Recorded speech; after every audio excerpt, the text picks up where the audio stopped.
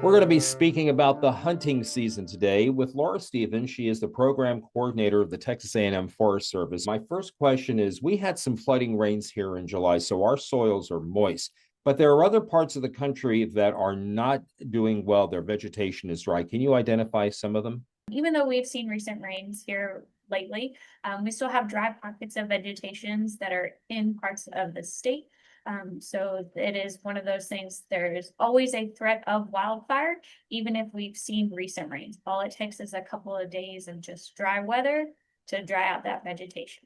What is a common mistake that most hunters make when it comes to preserving our lands to make sure they're nice and fresh?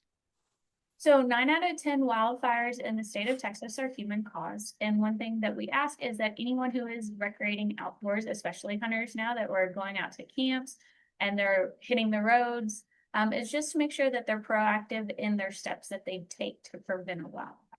This could be anything from making sure when you're getting there, you're not dragging any chains, your tires Good point. and on your trailers are all in working order. When you get there, make sure you're not parking on dry, tall vegetation. Your car, the underside of your carriage of your vehicle, and then your equipment is hot, so it could ignite a fire. And then most important part is everyone goes out and they're having a campfire, right? So making sure before you have your campfire, you check with your county to make sure that there is no burn bans in place.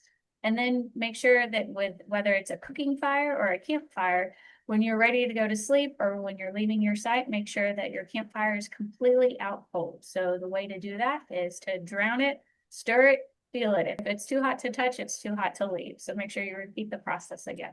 County burn bans are put in place by the county judge or commissioner's court. Texas A&M Forest Service is not responsible for establishing or removing county burn bans. That is the purview of the county judges or the commissioner's court.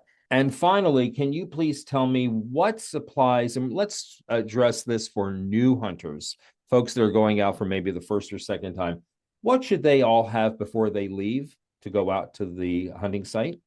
To make sure that you are prepared to prevent a wildfire, so make sure that you always have the supplies needed. So whether it's at the campsite, you have water access, a bucket, a shovel. On your equipment, make sure you have a fire extinguisher available. And then if you see a fire, report a fire.